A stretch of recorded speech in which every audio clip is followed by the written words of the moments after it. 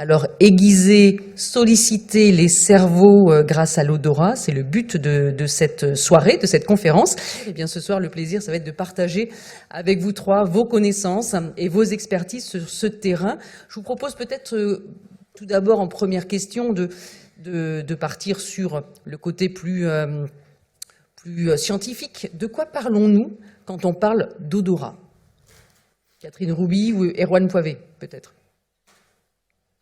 Erwan. Moi, je vous aurais bien posé la question à vous. En fait, pour vous, c'est quoi une odeur? Si quelqu'un veut se lancer. Ce qu'est une odeur ou l'odorat, quand on parle d'odorat. Une odeur, non. Eh ben, bienvenue dans mon monde, parce que moi, ça fait 15 ans que je galère à essayer de définir ce que c'est qu'une odeur, et que je n'y arrive pas. Donc, pour essayer de reprendre les choses un peu à la base, vous savez tous ce que vous sentez par le nez. En fait, c'est un système qui est greffé sur la respiration. Donc, dès que vous inhalez de l'air, toutes les molécules odorantes, les molécules chimiques qui sont présentes vont être aspirées dans votre cavité nasale et vont être détectées par des neurones, qu'on appelle neurones olfactifs, qui sont situés tout au fond de la cavité nasale, donc quasiment derrière les yeux, en fait, vraiment très très profond, on n'a pas idée comme ça, et qui vont ensuite, ces neurones, projeter leur axone dans une structure qu'on voit sur la diapo derrière. Je suis désolé, si je me retourne, vous m'entendez plus, donc j'essaye de faire un peu comme je peux. Vous avez un petit tubercule ou une petite avancée que vous voyez juste à la base du cerveau, qui est le bulbe olfactif, et qui est en fait le relais donc, du sens olfactif dans le cerveau. Et donc c'est le sens qui a l'accès le plus direct au cerveau. En fait, vous avez une synapse, donc le neurone olfactif qui est dans le nez, qui va projeter directement dans le bulbe olfactif. Et ensuite, c'est divisé derrière vers les différents centres de la mémoire, des émotions, du cerveau. Donc vraiment, en 2 synapses, vous avez atteint la quasi-totalité des zones du cerveau. Donc la taille du nez n'a rien à voir. La taille du nez n'a rien à voir, non. C'est une question qu'on me pose souvent, donc c'est pour ça. Non, en odorat, la taille ne compte pas, désolé. Alors Catherine Rouby, le rôle et le fonctionnement du système, donc c'est relié au cerveau, on l'aura compris, la mécanique de l'odorat, mais nous n'avons pas tous le même nez ou les mêmes capacités olfactives? Ouais, on est même tellement différents que c'est considéré comme un sens pas intéressant parce que trop subjectif, sur lequel on ne peut pas se baser pour décrire le monde. Enfin, je pense que la mauvaise réputation de l'odorat depuis le 19e siècle, c'est lié à ça, le besoin de mesurer, le besoin d'objectivité, etc. Je ne sais pas si ça répond à la question. Donc ce que vous dites, c'est que pendant longtemps, en fait, on n'a pas considéré le nez ou l'odorat comme un sens essentiel? Il est toujours assez mal considéré. Dans la culture occidentale. Il est toujours assez mal considéré si on compare par exemple le nombre d'études faites sur la vision ou sur l'audition par rapport au nombre d'études qui sont produites chaque année sur l'olfaction. On est quand même le parent pauvre des neurosciences. Parce que c'est aussi un sens qui est très très compliqué à définir, de par justement cette forte diversité interindividuelle, et du coup c'est très très problématique. Pour vous donner une idée, il y a à peu près, chez la souris, on a à peu près 1000 récepteurs olfactifs. Donc les récepteurs olfactifs, c'est les récepteurs qui sont exprimés par vos neurones olfactifs et qui vont détecter les molécules. Il y en a à peu près 1000 dans le génome de la souris, je crois qu'on en a à peu près 300 qui sont fonctionnels chez l'humain. Et entre Catherine et moi, on en a à peu près un tiers qu'on va retrouver commun à nous deux, et le reste va être propre à chacun. Donc ça laisse une grande diversité entre les individus, et chaque neurone, ou plutôt vous avez donc ces 300 récepteurs olfactifs qui s'expriment, mais chaque neurone olfactif n'exprime qu'un seul type de récepteur olfactif. Et ce, de façon monoallélique. Donc vous imaginez en plus la vraie diversité au sein de ce répertoire entre vous et moi.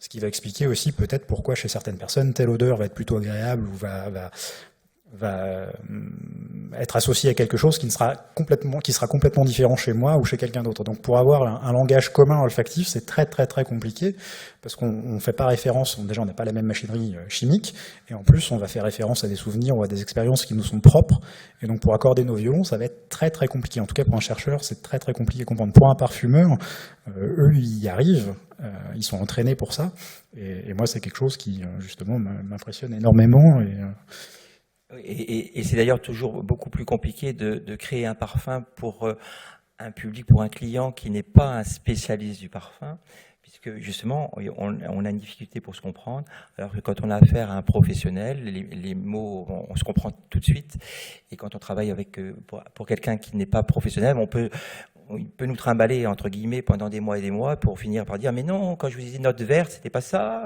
c'était autre chose ». Donc c'est beaucoup plus compliqué et c'est vrai que ça nécessite un travail et apprendre à sentir aussi, et apprendre à décrire les odeurs et à les classer pour qu'on s'entende tous, même qu'on aime ou qu'on n'aime pas, hein, d'ailleurs. Hein, donc ça veut dire que de façon innée, on est différent. Alors après, s'ajoute à cela le côté culturel, on va en parler après. Hein, mais déjà, d'une manière générale, quand on ne naît pas avec le même nez. Est-ce que on ne naît pas avec le même nez, hein, c'est bon. Il y a des populations à qui il manque un récepteur de façon majoritaire. Donc, on n'aura pas forcément la même perception dans un pays ou l'autre. Par exemple? Il y a des populations à qui il manque le récepteur pour l'odeur de violette. Vous direz, on s'en fiche. Mais il se trouve que ça sert à détecter la tomate, la cerise, des fruits, etc. Donc, on a montré que ça influence la perception, le comportement et sans doute les achats de la population en question. Ça a été étudié sur un groupe à Madagascar qui a une ascendance africaine et asiatique. Donc cette variation, elle peut se quantifier. C'est ce qui est déjà intéressant quand même. Est-ce qu'on connaît la raison de la variation ? Justement, pourquoi est-ce que ces peuples-là n'ont pas cette capacité ou à détecter telle ou telle odeur? Moi, je pense que c'est la variation génétique, mais on ne contrôle pas. Hein. Il y a des recherches en tout cas sur ce terrain-là en ce moment. Des recherches sur ça et des recherches aussi qui montrent que ça complique bien la vie quand même, enfin la pensée. C'est qu'il y a des gens qui sont insensibles à une odeur, donc on suppose qu'il leur manque le récepteur. Et par la pratique, et à force de le fréquenter, de cette odeur, cet odorant, ils deviennent sensibles. Alors, ça rajoute une couche de mystère sur eux. Donc c'est un sujet de recherche, Erwan Poivet, qui remonte quand même loin dans le temps, enfin à Linné notamment. Ouais, donc en fait les premières tentatives de classification des odeurs, parce que ça nous a quand même questionné depuis pas mal d'années, c'est Linné. En même temps c'est quelqu'un qui a voulu classifier à peu près tout ce qu'il trouvait dans la vie, que ce soit les animaux, les odeurs, enfin c'est le père de toute classification. Et donc lui à l'époque, au XVIIIe siècle, définissait 7 grandes classes d'odeurs dans lesquelles il rangeait toutes les odeurs possibles. Donc vous avez ici les aromatiques, les fragrantes, les ambrosiusos, les aliosos, les hircinos, les tétros et les nauseus. Je vous laisse imaginer ce que c'est que les nauseus. Et pour la petite info, plus on a évolué dans le temps et plus nos connaissances de l'olfaction ont évolué et plus ce nombre de catégories a augmenté. Et c'est une thématique de recherche qui s'est un peu arrêtée dans les années 90 parce qu'on a découvert les récepteurs olfactifs. Donc tout le monde a pensé que c'est bon, on a les récepteurs, chaque récepteur va correspondre à une molécule ou à un type de molécule et on a fini. Et en fait, ça marche pas du tout comme ça. Mais la dernière tentative de classification des odeurs, c'est dans les années 80. Et je crois qu'à l'époque, ils avaient testé quelque chose comme 185 ou 186 molécules odorantes, et ils avaient fini par avoir 189 descripteurs pour les odeurs. Donc plus de descripteurs que d'odeurs testées au départ. Ça vous laisse imaginer le bazar que c'est. Et une des raisons, donc pour revenir sur ce que disait Catherine juste avant, sur le côté, il leur manque cette odeur, mais en fait ils finissent, à force de fréquenter cette odeur, ils finissent par être sensibles à cette odeur, c'est parce que chaque récepteur olfactif que vous exprimez, en fait, il n'est pas propre à une molécule, il va accepter plusieurs molécules différentes et qui sont parfois chimiquement très différentes. Ça peut être un ester, ça peut être un alcool, ça peut être un aldéhyde, ça peut être une molécule aliphatique ou une molécule aromatique, et pourtant qui va être capable d'activer, enfin de se lier à ce récepteur et donc d'activer le neurone qui lui est associé. Et donc vous avez un récepteur qui peut accepter plusieurs molécules différentes, mais vous avez aussi chaque molécule qui peut être détectée par plusieurs récepteurs. Et donc au bout d'un moment, en fait, cette molécule qui ne sont pas censées sentir, elle va finir par s'hybrider, enfin par se lier avec les autres récepteurs, et petit à petit, à force de la rencontrer, le participant ou le patient va finir par être capable de la définir, parce que les autres récepteurs pouvant réagir, il va être capable de dire « Ah bah oui, en fait, c'est différent de ce qu'il y avait avant, et elle est là ». Parce qu'il va s'habituer, enfin, il va finir par classifier lui-même cette odeur au sein de ses répertoires et pouvoir lui associer un nom et donc vous la ressortir alors qu'il n'avait pas les récepteurs au départ pour le sentir. En fait, de la même façon que On développe des allergies en étant en contact d'allergènes, quoi. C'est un peu ça, non? Ouais, En étant- oui, si. Ah, bon. Si, ouais. Un peu tiré par les cheveux, mais quand même. Marc-Antoine Corticchiato, les parfums aussi ont une longue histoire. Une longue histoire, à quel niveau? Comme là, on voyait bien Linné qui s'intéresse à l'odorat, les parfums ont une Oh, longue histoire. oui, oui, une très longue histoire, puisque les hommes se sont parfumés avant de savoir écrire. Donc le parfum a toujours existé. Alors beaucoup de civilisations se battent pour dire c'était nous les premiers, mais en tout cas il existe depuis la nuit des temps. Et puisqu'on parle d'histoire du parfum, peut-être dire qu'avant tout, le parfum, il est divin, puisque quelles que soient les civilisations, quelles que soient les croyances religieuses et quels que soient les continents, et depuis toujours, les hommes ont fait brûler des choses odorantes en guise d'offrande aux dieux, pour implorer pardon, protection. Et donc ce langage entre les hommes et les dieux, donc c'est passé à travers cette fumée, donc perfumum en latin, qui va donner le nom de parfum. Donc l'origine du parfum, elle est vraiment divine, et quelles que soient les croyances, quelles que soient les civilisations, ça c'est important. Et puis le deuxième fondement du parfum, donc après la spiritualité, c'est finalement l'érotisme, puisque très vite on a voulu se parfumer pour séduire, pour plaire. On est dans la séduction, dans l'érotisme, et donc ça a nécessité parfois des batailles, des guerres pour rapporter les plus beaux parfums, les plus beaux extraits de plantes. Et donc l'histoire du parfum raconte réellement l'histoire des civilisations. Alors, est-ce que la mémoire émotionnelle, alors qu'elle soit plaisante ou traumatisante, intervient dans notre rapport aux odeurs? Ce qui veut dire que oui, le j'aime pas, il se fait souvent d'abord inconsciemment. Dès qu'on parle d'odeur, de parfum, on parle souvent d'inconscient. Hein. Et le j'aime pas, il va dépendre de son passé finalement, hein, de son enfance, hein, et des souvenirs, puisque odeur et émotion sont intimement liés. Nos amis pourront le développer. Et forcément, pour quelqu'un, par exemple, qui aura vécu une enfance heureuse à la campagne, toutes ses vacances chez une grand-mère absolument adorable qui mettait ses petits sachets de lavande de partout, donc toute sa vie, il aura tendance à trouver l'odeur de la lavande et de la famille, les odeurs de la famille de la lavande comme quelque chose de réconfortant, magnifique, très beau, alors que le voisin aura subi une saloperie de grand-mère toute sa jeunesse qui foutait sa saloperie de lavande de partout. Donc, va rejeter cette lavande et toutes les odeurs de la famille de lavande en disant qu'elles sont dérangeantes. Voilà. Donc, le j'aime pas se construit comme ça. On sait très bien que quand l'enfant naît, l'odeur de son caca, il la trouve pas forcément désagréable. Donc, on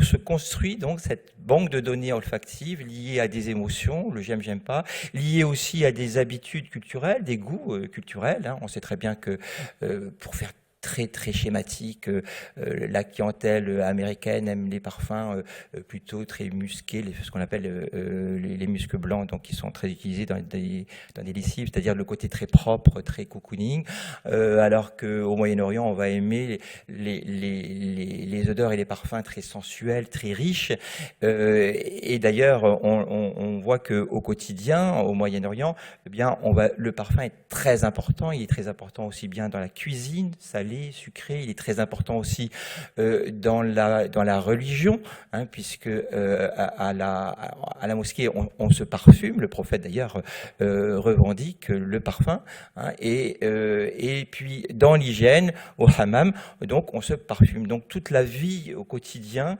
est très parfumée. Donc c'est pour ça qu'on a des goûts au Moyen-Orient qui sont des goûts de parfums très riches, très beaux souvent. En Asie, on a plutôt tendance à ne pas aimer des parfums trop forts, à aimer plutôt des notes florales dites transparentes.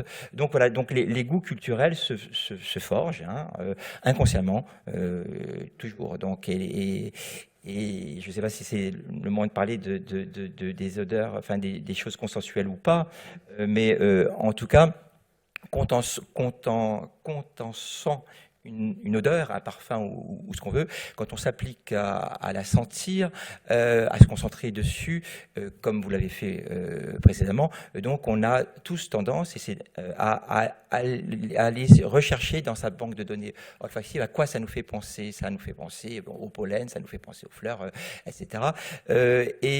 Donc on va avoir tendance tous à aimer ce que l'on connaît déjà. Et là-dessus, si on ne sort pas de ce champ olfactif que l'on connaît, on va traverser une vie en n'aimant que ce que l'industrie nous balance à la figure du matin au soir. Donc, et dès lors qu'on a quelque chose qui est différent, on aura tendance à dire « je ne connais pas, donc je n'aime pas ». Mais les nez curieux, la curiosité olfactive que je prône du matin au soir, elle est très importante, justement. Et avoir une curiosité olfactive, c'est tout simplement solliciter son nez au quotidien. Et solliciter son nez, ça ne veut pas dire passer son temps dans les parfumeries. Je me demande toujours comment on arrive à sentir dans ces univers très, très, très riches en parfums, trop riches. Mais de sentir au quotidien, quand on rentre dans une salle, qu'est-ce que je sens? La poussière, le moisi, quand j'embrasse l'autre, quand je vais dans le métro, quand je sens la pollution, quand je déguste un bon vin, un bon plat, c'est de solliciter son nez. Et c'est cette curiosité olfactive, cette sollicitation qui fera que, comme par hasard, ce sont les gens qui, souvent inconsciemment, ont cette curiosité olfactive, qui vont aller bien au-delà de « je ne connais pas, donc je rejette ». Et c'est tout le drame de la parfumerie. Et donc, De réapprendre en tout cas à sentir, hein, c'est ce que vous dites. Oui, à ne pas aimer que ce qu'on ne connaît déjà. Catherine Rouby, vous voulez peut-être réagir? Oui, on avait préparé une diapo sur les souvenirs à évoquer par les odeurs. Donc, ils ont quelques particularités. La première, c'est d'être très émotionnel. C'est-à-dire que par rapport aux souvenirs évoqués par des mots ou des images, les souvenirs évoqués par des odeurs sont plus intenses émotionnellement, et pas seulement en subjectif, mais si on enregistre le rythme cardiaque ou d'autres variables physiologiques, on a beaucoup plus de variations. Donc c'est une émotion perçue, mais aussi exprimée par le corps. Je sais plus ce que j'ai mis d'autre. Et que ça remonte à l'enfance, hein, aux âges les plus jeunes. Souvent. Oui, merci. Aussi, on a fait la comparaison des souvenirs évoqués par des mots, des images ou des odeurs. Et dans le cas des odeurs, ça remonte avant 10 ans, le plus souvent. Et ça donne une impression de retour en arrière, certaines fois, qui est très connue, qu'on appelle l'effet Proust, la Madeleine de Proust. Et qu'est-ce qu'il y a d'autre en bas? Non, vous l'avez dit, justement, l'impression de retour en arrière. Et puis sinon, sont moins souvent évoqués, mais aussi plus résistants à l'oubli. Oui, c'est ça, le fait qu'elles soient plus résistantes à l'oubli. Et c'est peut-être lié au fait que c'est moins souvent évoqué. C'est comme des photos de famille que vous regardez tout le temps. Elles vont peut-être vous faire moins d'effets émotionnels que celles que vous avez déterrées au fond d'un tiroir et que vous n'avez pas revues depuis 20 ans. Donc ça, c'est les caractéristiques des souvenirs olfactifs, et ça, il y a beaucoup de gens qui travaillent là-dessus, en fait. Contrairement à ce qu'on... En psychologie, je veux dire, peut-être pas en neurosciences, mais il y a beaucoup de travaux là-dessus. Erwan Poivet, un souvenir intra-utérin peut jouer un rôle? Oui, en fait, ça, c'est quelque chose qui a été démontré, c'est assez récent, hein, ça fait une dizaine ou une quinzaine d'années, je pense qu'on commence à étudier ce genre de choses, mais donc ce qu'on vous disait tout à l'heure, par exemple, ce que disait Marc-Antoine sur l'enfant qui a absolument pas, enfin le bébé qui est absolument pas dérangé par l'odeur de ses excréments, en fait, c'est très commun. On n'est pas, c'est une réjection qui est acquise, c'est-à-dire à force de voir les parents faire la grimace en changeant la couche, le bébé comprend que l'odeur, en fait, est immonde et finit par rejeter, mais au départ, ça le dérange absolument pas. Donc c'est vraiment quelque chose qui se construit au fur et à mesure avec l'expérience. Et il a été montré chez des... Il faut dire aussi que les cacas de bébés nourris au sein n'ont pas la même odeur que quand on passe sur la nourriture solide, c'est vrai aussi. Enfin, mais... Vous testerez. Hein, vous testerez la formule ou le lait maternel et vous nous direz si ça change quelque chose au niveau de l'odorat. Mais en fait, ce qui a été montré donc chez des enfants, ils ont fait le test chez des enfants dont la maman avait mangé des choses différentes. donc il y avait une alimentation plus variée, de tester chez l'enfant en fait son acceptation ou pas de ces aliments. Et ce qui est montré, c'est que déjà, in utero, le bébé est stimulé par ce que mange la maman, par les odeurs, par les saveurs. Et du coup, il va être plus à même, pour rebondir sur ce que disait Marc-Antoine, d'apprécier les choses qu'il a rencontrées déjà in utero. Donc il a déjà moins d'a priori à rejeter cet aliment nouveau dont il connaît pas l'odeur, il connaît pas le goût, il connaît pas la saveur, parce qu'il l'a déjà testé in utero. Et donc c'est des enfants qui en général sont plus aptes à manger varié. C'est quelque chose qu'il faut. Enfin, donc in utero, il y a déjà un sens olfactif qui est là, qui va s'exprimer dès que l'enfant va naître. Et c'est quelque chose qui va se construire en fait tout au long de la vie. C'est-à-dire que plus vous allez vous soumettre à une odeur, plus vous allez l'accepter, et plus vous allez finir par l'apprécier. C'est très lié à l'alimentaire. Enfin, chez un enfant, on peut représenter jusqu'à 8 fois un plat avant qu'il accepte de le manger et d'accepter que oui, en fait, ça se mange et c'est bon. Et donc, c'est vraiment, enfin, pour l'odorat, ça marche vraiment pareil. C'est quelque chose qu'il faut entraîner et qu'il faut toujours retester, parce qu'à un moment donné, vous avez un déclic. C'est vrai à l'enfance, c'est vrai à l'adolescence, et en plus c'est un sens qui va évoluer tout au long de votre vie. Donc vos goûts, par goût j'entends vos préférences, voilà, plutôt que les goûts, merci. Vos préférences vont évoluer avec l'âge sur certaines odeurs, vous allez les apprécier petits, puis pas du tout enfant, ou à l'inverse, des choses que vous n'aimiez pas du tout, vous allez vous rendre compte qu'en fait ça vous dérange de moins en moins, et voire même que ça vous attire au final. Et c'est quelque chose qui est vraiment fluctuant en fonction de l'âge où vous êtes et de vos expériences du moment. Ça, c'est important. Ça veut dire, Marc-Antoine, que on peut avoir le souvenir d'un parfum qu'on a adoré, et puis soit on essaie de le retrouver, mais on le retrouve pas. Alors peut-être parce que déjà la formule évolue, mais aussi notre propre rapport à l'odeur ou a évolué. Autre point que j'aimerais bien qu'on évoque, c'est chaque corps a aussi son odeur. Oui, alors là, on évoque plusieurs problématiques.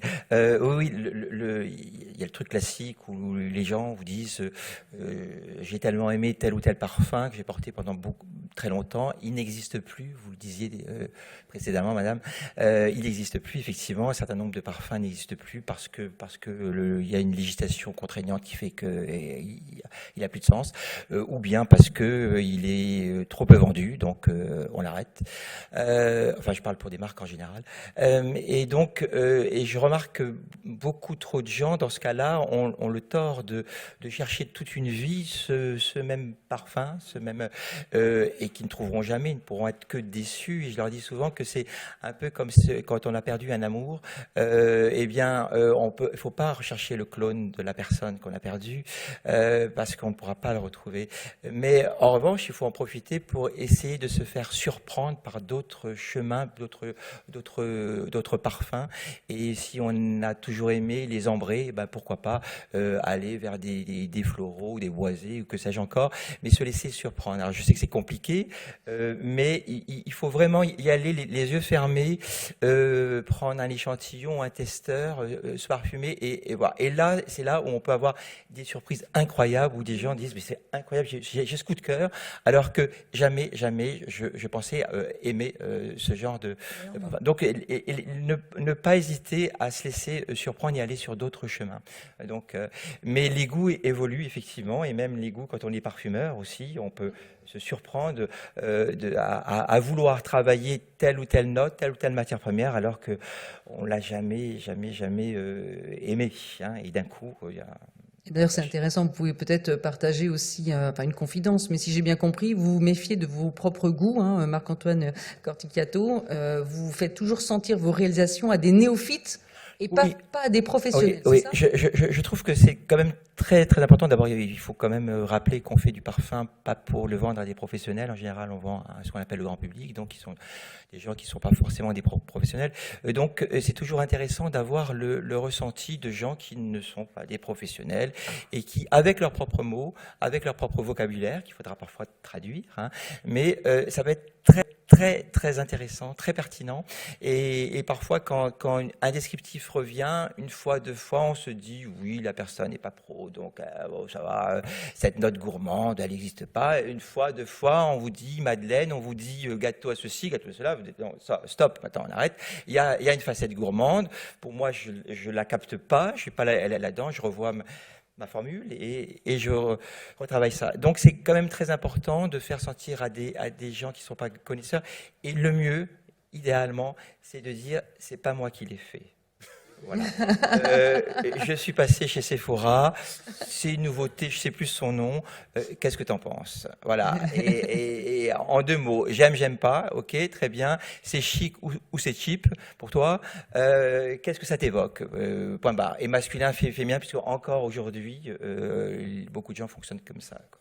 Compliqué quand même aujourd'hui peut-être de se libérer complètement dans cet univers, parce qu'on se rend bien compte que cette notion de goût, saveur, odeur, c'est aussi une construction de notre société de consommation totale d'ailleurs. Complètement, et ce sont les industriels qui mènent la danse, hein.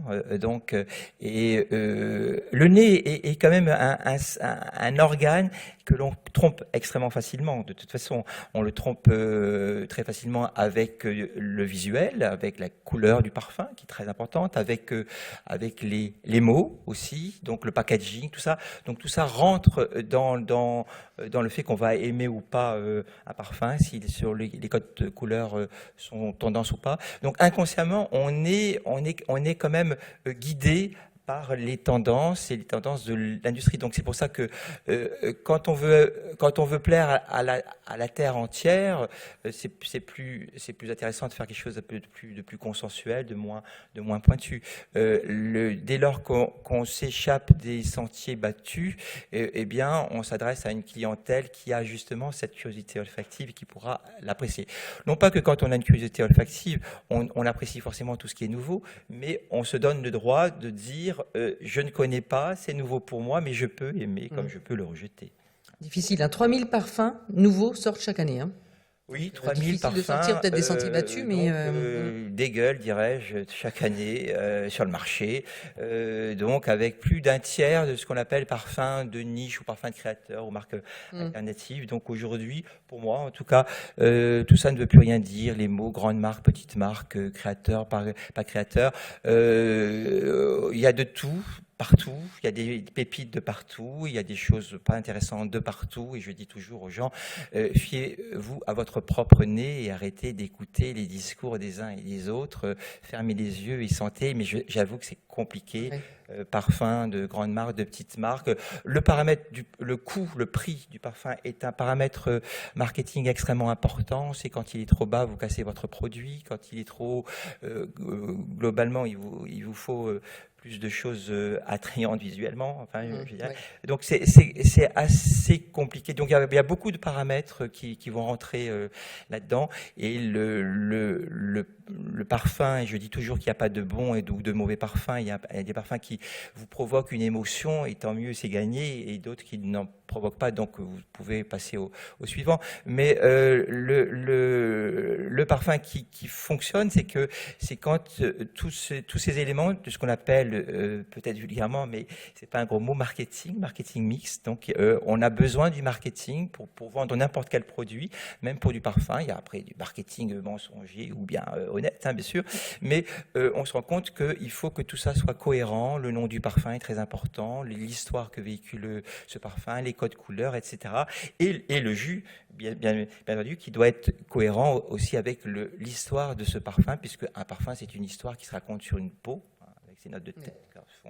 Donc c'est vraiment un ensemble de choses, et un peu comme tous les produits de consommation. Hein. Donc il faut que le marketing mix soit parfait. Alors, je me tourne vers nos neuroscientifiques. En quoi est-ce que les autres sens, le vue, goût, l'ouïe, jouent aussi sur l'odorat et sur notre perception des odeurs? C'est-à-dire, l'odorat, en fait, si on comprend bien, peut être trompé par la vue, par les mots et d'autres facteurs. Catherine Rouby. Oui, ben, j'ai parlé tout à l'heure de l'histoire du nom qu'on peut mettre. Mais il y a des associations qui sont un peu forcées par la couleur. Dans les événements genre Science en Fête, on s'amuse à mettre du citron teint en vert, quelque chose qui sent la rose et qui est teint en marron, pas propre. Et ça devient beaucoup plus difficile de savoir à quoi on a affaire, et on peut très bien être dégoûté d'avance. Donc on est totalement formaté, on peut le dire. On ne raisonne plus avec vraiment ce sens-là, quoi. Il n'est pas pur. C'est clair qu'il ne nous aide pas forcément à raisonner, il nous aide à éviter les dangers, à s'approcher quand c'est bien. Et surtout, les objets, ils ont une odeur, mais ils ont aussi un aspect. Donc c'est un peu normal qu'on ne travaille pas avec l'odeur seule. On prend l'objet en totalité. C'est pour ça que le parfum, c'est un objet bizarre, parce qu'il est dans un flacon. Et la couleur du flacon est tellement la forme, etc. C'est important. Et Juan Poivet? Ouais, après, c'est effectivement un canal de communication, et comme tout canal, il peut être brouillé. Enfin, c'est un sens qu'en fait vous utilisez en permanence sans vous en rendre compte. C'est un sens qui est assez, qui est tout le temps en marche en fait tant que vous respirez. Et donc c'est très facile de passer à côté. Mais à l'inverse, si vous avez, vous reposez aussi énormément sur le visuel, sur l'audition. Il faut savoir qu'on est capable. Là, si vous avez la chance un jour d'aller voir ou d'aller écouter une conférence de Barry Smith, qui est philosophe de l'olfaction. Il fait un truc bluffant dans sa salle où il vous fait en fait entendre des sons de liquide, donc du champagne, du coca, je crois, et un prosecco, qui fait juste verser dans un verre avec la même inclinaison de bouteille, le même verre, la même température. Enfin, tout est standard. Et en fait, il demande à la salle d'identifier lequel est le champagne, lequel est le prosecco et lequel est le soda. Et vous faites tous un sans faute. Et après, il fait même pire que ça. Il vous propose d'écouter de l'eau chaude ou de l'eau froide qu'on fait couler dans un verre. Et donc vous n'avez rien, vous n'avez que l'audition, et déjà comme ça, vous êtes capable de discriminer entre l'eau chaude et l'eau froide. Et donc vous rajoutez à ça que si vous manipulez donc déjà le son compte, mine de rien, vous rajoutez la couleur, vous allez encore faire une possibilité de brouillage pour le sens, et enfin vous avez l'odeur. Et donc du coup, votre cerveau, si vous lui envoyez des messages contradictoires en même temps, parce qu'il est là pour faire des associations, donc effectivement, si je vous fais sentir une menthe sur une touche plutôt jaune et de la fraise sur une touche plutôt verte, il y a très peu de gens qui font mais non, c'est vraiment de la menthe ce qui est jaune et c'est vraiment de la fraise. Alors que non, en fait, votre cerveau veut pas y croire parce qu'il a l'information verte qu'il associe à la menthe et pas l'association et pas l'odeur. Et donc du coup, les deux sens se combattent entre guillemets et on va sortir ce qu'on sent. À l'inverse, pas à l'inverse, vous avez un peu dans le même état d'esprit, j'imagine tous arriver, vous êtes en vacances, vous visitez les caves d'un vignoble ou un truc, et puis vous appréciez vraiment le vin, il fait beau, c'est chouette, c'est génial, vous buvez le vin, vous êtes vraiment satisfait, vous rentrez à Paris, vous en avez ramené une caisse, vous voulez absolument le faire goûter à vos copains, alors, il est super ce vin, machin, tu vas voir, je l'ai pris, vous ouvrez la bouteille, et là, grosse déception, il flotte déjà, vous êtes retiré à Paris, c'est plus les vacances, et votre vin qui vous paraissait exceptionnel sur place, en fait, il est super fade, quoi. Et en fait, non, c'est juste que, il y avait toute l'ambiance qu'elle a avec cette odeur, cette chose qui fait que vous l'aviez apprécié, qui est plus là, donc du coup, vous avez retiré tous ces signaux-là, et il vous reste plus que votre vin qui est finalement médiocre ou qui est pas mauvais, et du coup, la solution, c'est peut-être juste de changer la musique quand vous allez le faire goûter, et ça va peut-être changer un peu la perspective du vin. Mais c'est tous les sens qui entrent en compte, et pas uniquement l'olfaction, donc il est très facile de le brouiller. Ouais. C'est pour ça que j'aime bien souvent les réflexions des gosses, parce que on dit qu'ils sont pas très bons pour identifier les odeurs, mais d'abord personne n'est bon, sauf les pros. Et encore, non, il Encore. faut de son professionnalisme. Et souvent, ils font des réflexions. Par exemple, l'odeur d'essence, il y a plein de gens qui aiment pas. Il y a un gosse un jour qui m'a dit, ça sent bon, ça sent quand on part en vacances. Oui. Ah, c'est mignon. Et en fait, ça veut dire l'odeur renvoie à une association de stimulation qui est bien plus vaste que la perception primaire, quoi. Marc-Antoine, cette question elle est importante, l'innocence, la pertinence des enfants quand on les questionne sur les odeurs. Complètement. Oui, vous le disiez, on est formaté. Et moi qui ai l'habitude de faire ce genre d'exercice, de description olfactive avec des adultes, professionnels ou pas d'ailleurs, eh bien, je raconte souvent cette rencontre que j'ai été dans l'obligation de remplacer une amie qui fait des jeux olfactifs, donc pour faire sentir des odeurs à des enfants. Et à ma très grande surprise, j'ai trouvé une pertinence de la part de ces enfants, donc forcément jeunes, très jeunes, avec beaucoup moins d'expérience que que les adultes, avoir une pertinence et puis une imagination absolument incroyable et un j'aime pas qui diffère de leurs parents. Et là, j'ai compris à quel point, d'abord, j'ai trouvé ça absolument merveilleux et moi qui n'aime pas les enfants, j'ai trouvé ça magique. Et c'est vrai que il y avait une vivacité mais absolument incroyable. Le premier troupeau est arrivé hurlant et dès lors qu'on leur a donné la parole, que je leur ai donné la parole en leur demandant de se taire et de s'exprimer uniquement pour me donner des qualificatifs de ce qu'ils sentaient, et je pensais qu'il allait y avoir un grand silence, et là ça a fusé de partout. De partout, c'était incroyable. Et je le dis souvent, j'ai même fini par prendre des notes en disant mais il a raison ce petit con. J'avais pas vu ça comme ça. Donc vraiment, j'ai trouvé ça absolument formidable. Et je me suis dit que c'est en grandissant, en étant adulte, qu'on est formaté par la société, formaté par les modes, formaté par l'industrie, et qui fait que on a une imagination qui est beaucoup plus réduite, et puis un univers olfactif qui est quand même beaucoup plus réduit, ce qui est incroyable. Et puis il y a ce risque aussi qu'on a tous en général quand on vous demande de sentir un truc. Moi pour passer des patients dont je teste l'odorat, la plupart des gens se pointent en disant non mais j'ai pas un bon nez, je sens pas bien, machin. Et en fait c'est un peu la frayeur qu'on a tous parce qu'il y a ce côté un peu élite justement qui est lié avec la capacité à identifier ce qu'on sent, ce qui est très très compliqué. Mais en fait quand on analyse les capacités olfactives, alors déjà sur la capacité à identifier, on est tous mauvais, faut l'admettre. Après vous en êtes tous aussi bons ou aussi mauvais pour dire j'aime ou j'aime pas. C'est-à-dire que la sensation que vous avez quand vous sentez une odeur, elle vous est propre, et donc votre avis, même s'il peut paraître complètement con à la personne d'à côté, il est aussi légitime, parce que je ne sais pas à quoi ça renvoie pour vous, et donc la sensation que vous avez, elle vous est propre, et quand vous l'exprimez, personne n'est légitime pour dire mais non, pas du tout, c'est pas ça, tu vois bien que c'est de la vanille. Non, c'est pas de la vanille, c'est de la mûre. Elle vous est vraiment propre. Et faut pas avoir peur de se planter, parce qu'en fait, la plupart des gens, moi, que je passe au final, sont assez surpris quand ils ont leur score, parce qu'ils ont plutôt un très bon odorat, voire même supérieur à ce qu'on attendait nous de notre côté également. Et donc, faut croire son instinct, et faut y aller, faut pas douter, quoi. Au final, c'est un sens unique. Oui, je rappelle toujours que le parfum, c'est juste du plaisir, c'est pas une prise de tête. Et souvent, quand les gens vous disent effectivement, pareil, moi je suis pas spécialiste, mais on s'en fiche, on fait pas des parfums pour des spécialistes. Donc le parfum, on a le droit d'aimer ce que l'on veut, de se parfumer avec ce que l'on veut, où on veut, quand on veut, et qu'importe le nom du parfumeur, du parfum, on doit dépasser tout ça. J'ai un peu de mal quand même avec les gens qui mélangent les parfums. Faut-il mélanger les parfums ? Je sais que ça fait partie du concept de certaines marques. Je sais que dans certaines zones du monde, on aime ça. Moi, j'estime qu'un parfum, il est fait pour être porté tout seul.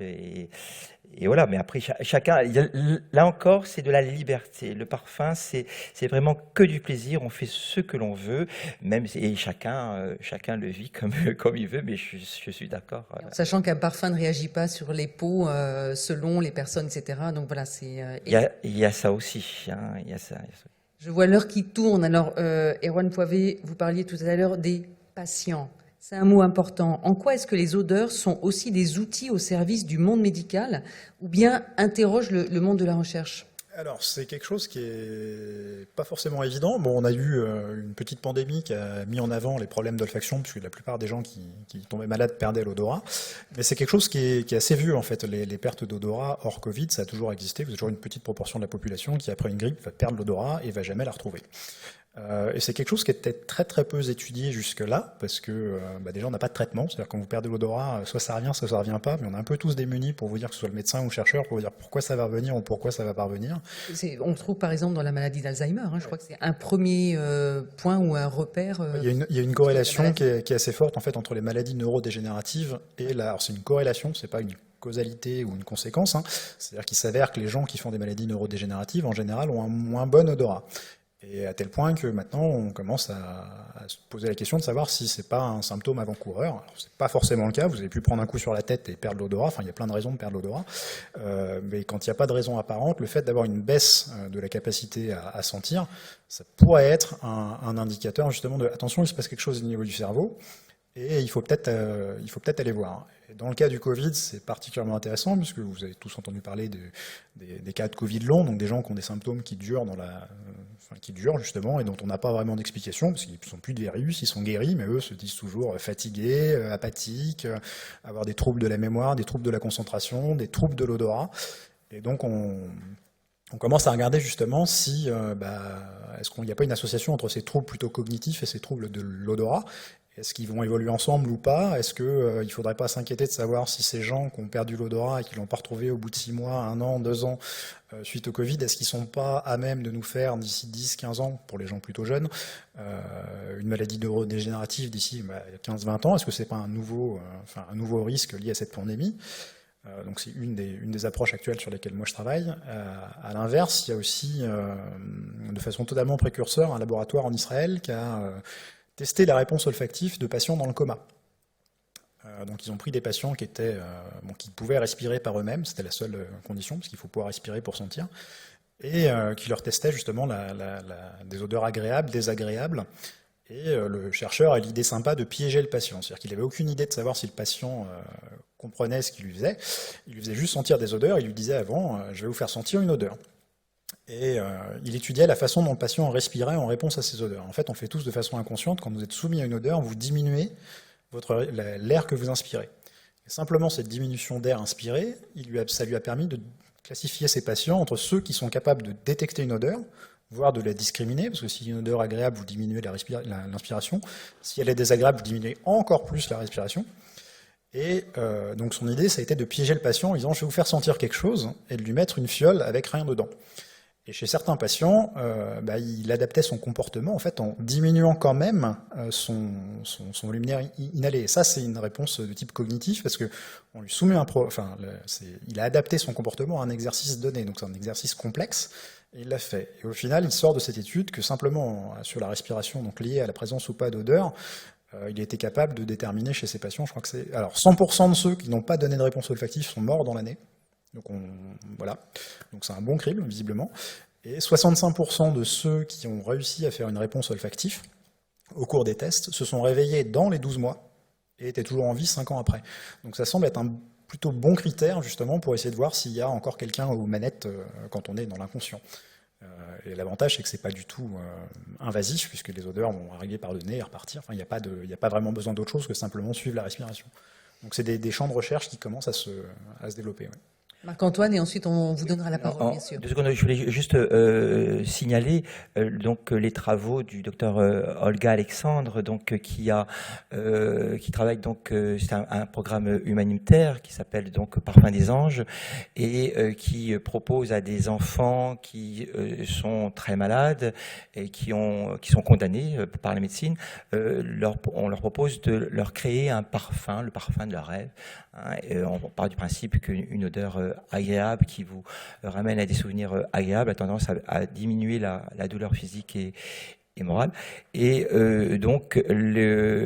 ces travaux ont l'air vraiment très encourageants et permettent notamment, d'après ce qu'on voit, à des enfants de retrouver sourire, de retrouver une alimentation et un certain bonheur. Et on propose aux parents qui le souhaitent d'utiliser ce parfum pour leur travail de deuil. Voilà, donc c'est un travail extrêmement intéressant. Alors, frustration totale ou suspense intense, il vous reste 5 minutes pour poser des questions avant de savoir quel est ce fameux parfum qu'on vous a proposé au début de la séance. Imposé. C'est ça. Alors, des questions? Oui. Donc oui, bonsoir. Est-ce qu'il y aurait un moyen d'avoir les résultats de vos recherches ou par n'importe quel moyen? Parce que je serais très intéressée par tout ce que vous faites. Donc voilà. Les résultats de mes recherches ou de... Tout ce qui est en général sur l'olfaction, etc. Donc vos recherches et ceux de vos collègues. Oui, alors il y a plusieurs moyens de trouver des sources scientifiques et de lire des études. Ça, je peux vous donner après une liste de plateformes qu'on propose. Dans mon cas, moi, l'étude est en cours, donc j'ai pas les résultats et je les aurai qu'au terme de l'étude, donc d'ici 2 ans, j'espère. Donc j'ai pas encore de résultats à vous donner, mais oui, je peux vous donner après des listes de plateformes ou des choses libres d'accès à lire sans souci. Ouais. Après, on peut aussi imaginer mettre sur la page du site de la rencontre, donc sur le site du muséum, les informations nécessaires. Pourquoi pas, je propose cette éventualité-là, en tout cas, pour tous ceux qui seraient intéressés. Allez-y. Bonsoir, je vous remercie pour la conférence. J'aimerais vous demander s'il y a eu des études qui ont été menées au sujet du lien entre l'odorat et le bonheur. Est-ce que justement ressentir certaines odeurs permettrait de se sentir mieux de façon générale et pas individuelle? Alors, des odeurs qui pourraient, ou alors même être apaisantes, faire du bien en tout cas, voire provoquer du bonheur. Je crois que c'est le principe de l'aromacologie, donc d'utiliser les odeurs. Donc il y a les deux grands thèmes apaisants et énergisants. Personnellement, je reste vraiment persuadé que ça ne peut se faire qu'au cas par cas, puisque la lavande qui est réputée pour être apaisante, elle peut être vraiment gonflante pour certaines personnes. Donc ça va dépendre de ses propres goûts et de son passé, encore une fois. Et donc ça peut être très intéressant de le faire, mais c'est du sur-mesure. Enfin, moi, je n'arrive pas à comprendre qu'on puisse généraliser ça en disant telle odeur c'est énergisant, telle odeur c'est ceci. C'est trop personnel, les odeurs, et le j'aime pas l'odeur. Mais c'est souvent mis au point sur des souris. Pour voir si moi je trouve pas ça idiot. Pour voir si ça a un effet physiologique ou comportemental. Et après, on essaye de transposer à l'humain, quoi. Et alors, par Voilà, exemple, ça peut marcher plus ou moins bien. Catherine Rouby, est-ce qu'on sait si telle ou telle odeur soit rend plus agressif, plus nerveux ou apaise, ou est-ce qu'on a déjà des éléments de réponse? Ouais, moi, j'ai en tête une étude, parce qu'on n'a pas parlé de l'odeur d'autrui jusqu'à maintenant, de l'odeur des autres, Oui. et de la transmission par l'odeur corporelle, etc. Et j'ai en tête une étude où les chercheurs ont capté la transpiration de gens qui faisaient du sport et de gens qui sautaient en parachute, en supposant qu'il y avait une odeur de stress dans la transpiration de ceux qui venaient de sauter, qui étaient en train de sauter en parachute, ou pire, étaient avant. Et en fait, c'est ce qu'on appelle la contagion émotionnelle, c'est-à-dire que ça influence le receveur et ça influence même l'amygdale, enfin tout le circuit de l'émotion, quoi. Donc il y a des odeurs qui se transmettent d'un individu à l'autre et qui peuvent changer votre humeur. Donc ça, c'est prouvé chez l'humain aussi. La sexualité aussi, l'odeur est très importante. Pendant longtemps, la psychanalyse ne parlait pas d'odeur corporelle, mais comment peut-on avoir une relation intime avec l'autre, partager la vie de l'autre si on n'aime pas son odeur, consciemment ou inconsciemment. Et une odeur de transpiration peut exciter certains ou dégoûter d'autres. Oui.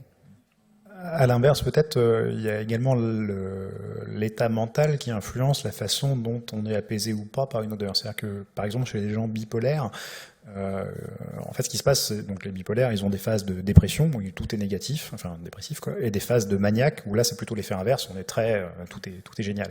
Et on remarque chez ces gens-là, au niveau de leur réponse aux odeurs, qu'un stimuli qui est plutôt accepté comme étant quelque chose de lié au bonheur ou d'agréable, quand ils sont en période de dépression, ça va être considéré comme quelque chose de neutre, quelque chose de désagréable va être encore plus désagréable. Donc vous avez un changement de la valence, c'est-à-dire que quelque chose qui était bien quand vous êtes dépressif va devenir ou mieux neutre, voire pas bien. Quelque chose qui était déjà désagréable va être encore plus désagréable. Et à l'inverse, quand ils sont en phase de mania, c'est l'effet inverse. C'est quelque chose qui était bien, c'est encore plus bien, et quelque chose qui était déjà mauvais va devenir plutôt neutre. Et donc la question peut être appréhendée dans les deux sens. En fait, l'odeur peut avoir des vertus apaisantes, mais à l'inverse, ton état émotionnel va aussi influencer la façon dont l'odeur est perçue. Alors, peut-être, il est 20h. Soit une dernière question, soit on brise. Peut-être Voilà, en brise de suspense. Ville. Je vous propose tout d'abord, Marc-Antoine Corticchiato, de peut-être réagir à ce qui a été dit au tout début de la séance. C'est-à-dire, on a parlé parmi les personnes qui ont tenté de mettre des mots sur les odeurs, alors Trésor de Lancôme, Guerlain, mais le Guerlain d'avant, des odeurs d'église, ambiance religieuse, voire balsamique, le côté animal, le côté terre, nature. Voilà. Est-ce que vous voulez d'abord peut-être réagir à ça avant de nous livrer le secret de ce parfum exceptionnel? Oui, encore une fois, on a le droit d'aimer, de pas aimer, et de décrire les odeurs et un parfum comme on veut, mais tout ça me paraissait extrêmement cohérent. Donc, quand on parle que toutes les remarques, hein, d'ailleurs. D'abord, ce qui m'a rassuré, c'est qu'il y avait grosso modo la moitié de la salle qui aimait pas et l'autre qui aimait. Donc, moi, ça me rassure toujours. Je dis toujours que la pire chose qu'on puisse me dire sur un de mes parfums, c'est que il est sympatoche, sympathique. Voilà. Donc, je préfère avoir une réaction et dire non, je n'aime pas ou j'aime. C'est la première chose. Et puis, effectivement, on a forcément des notes très animales, puisque le thème est un thème, on peut le dire, donc autour du tabac, de la feuille de tabac, donc, et dans laquelle on va retrouver beaucoup d'animalité, de sensualité, forcément. Et moi, ce qui me plaît dans le tabac, moi qui ne fume pas, qui déteste la fumée de cigarette, la feuille de tabac, c'est quelque chose qui est envoûtant. D'abord parce que le tabac va rejoindre les deux fondements du parfum, c'est-à-dire spiritualité et érotisme. Spiritualité parce que les Indiens d'Amérique qui ont découvert le tabac, l'utilisaient comme nous, l'encens dans l'Ancien Monde. Donc dans le Nouveau Monde, on utilisait le tabac à des fins religieuses, spirituelles. Et puis donc il y a cette facette donc spirituelle dans le tabac et une facette olfactive, sensuelle, érotique qui me plaît beaucoup. Donc on retrouve le côté effectivement encens. C'est vous qui parliez puisqu'il y a de l'encens aussi dedans. Madame disait, vous disiez Madame qu'il est différent des parfums anciens d'avant, c'est ça, des Chalimard anciens.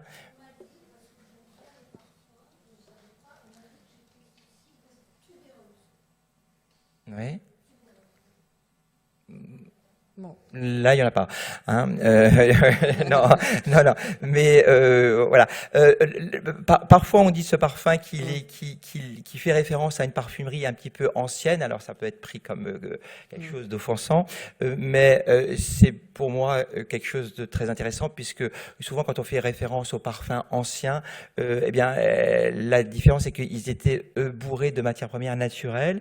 Et effectivement, c'est un parfum qui est très riche en naturel, qui est très riche en extrait de tabac, mais l'extrait de tabac, il est légiféré. On ne peut pas l'utiliser en grande quantité en parfumerie. D'abord, il faut que ce tabac soit dénicotinisé, cet extrait de tabac, et ensuite, on ne peut pas l'utiliser à une grande quantité. Donc, il faut que le parfumeur reconstitue cette note tabac avec de l'immortel, de la flouve, du liatrix, un côté gourmand avec la fève tonka, et un départ très floral, narcisse, le fameux narcisse, qui a une facette. Vous savez que les odeurs ne sont jamais, rarement olfactivement monolithiques. Hein. Un extrait de plante, il est forcément composé de plusieurs dizaines, voire plusieurs centaines de molécules, et forcément, olfactivement, il va être très facetté.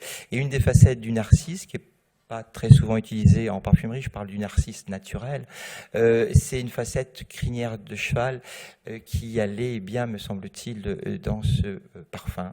Donc le côté animal, le côté nature aussi, le côté humus, on disait au début. Alors quand je disais exceptionnel, c'était pas pour le survendre, hein, c'est parce que c'est un parfum millésimé. Donc peut-être que vous pouvez rajouter quelques informations quand même sur ça. Oui. Parce que je ne connaissais pas le principe du millésimé en parfum. Un parfum donc qui a été récompensé par la Fragrance Foundation, donc en tant que meilleur parfum de l'année de sa sortie, je ne sais plus quand est-ce que c'était, en 2016. Et millésimé parce que dans ce parfum, il y a notamment des extraits de plantes sauvages qui ne sont pas présentes en grande quantité dans la nature. Et donc chaque année, il n'y a qu'une seule production de tabac tabou, et cette production, la quantité de cette production va dépendre de la disponibilité de ces plantes sauvages, ce qui fait de tabac tabou un parfum millésimé. millésimé, c'est-à-dire que donc, chaque année, il y a une production avec sur son flacon l'année de la production. Alors, c'est quelque chose qui plaît beaucoup à des amateurs de parfums, à des nez curieux, mais à ma grande surprise, quand il est sorti, je me souviendrai toujours, la première fois que je le présente, c'était à notre grossiste, notre distributeur en Italie, avec toute son équipe, il y avait une vingtaine de personnes, de commerciaux, et quand j'annonce à la fin, il avait visiblement, il était très bien perçu, j'ai dit cerise sur le gâteau, c'est un parfum millésimé, donc on m'a regardé avec horreur, on m'a dit vraiment, est-ce que tu veux vraiment ça? Et j'ai pas compris pourquoi c'était aussi horrible que ça, parce que effectivement, il n'y a pas la même culture dans le parfum que dans le vin. Donc, à la fin de l'année, les boutiques vous disent, si je les ai pas tous écoulés, le millésime de l'année, ça va me rester sur le dos, parce qu'on va me dire, la vieillerie de l'année dernière, j'en veux pas. Donc, c'est vraiment dramatique, je trouve. Alors, heureusement qu'il y a des amateurs qui, au contraire, recherchent ça, hein. Mais globalement, il n'y a pas la même éducation que dans le vin, où au contraire, on est très flatté d'avoir un vieux vin. Et de même, l'évolution de la couleur, puisque c'est un parfum, voilà, de cette couleur, Oui. qui est une couleur qui est naturelle, c'est pas donné par des colorants. Je déteste les colorants. Donc, ce sont les matières premières naturelles qui donnent cette couleur. Il faut pouvoir accepter, quand on a un parfum dit millésimé, eh bien que il est constitué de matières premières vivantes, et donc ce vivant peut changer dans sa couleur, dans ses formes olfactives, évolue, peut évoluer. Il faut l'accepter, et ce sont des évolutions qui sont pas énormes, mais qui peuvent gêner le public, qui est pas toujours bien éduqué. On me fait signe qu'on arrive au terme de cette rencontre. Merci à tous les trois. Merci Catherine Rouby, Erwan Poivet, Marc-Antoine Corticchiato. Merci à vous, public, d'être venus ce soir, et puis à tous ceux qui vont suivre, bien sûr, cette rencontre sur le site du muséum, mnhn.fr, où vous pourrez retrouver tous les liens et toutes les références utiles pour en savoir plus. Merci à vous.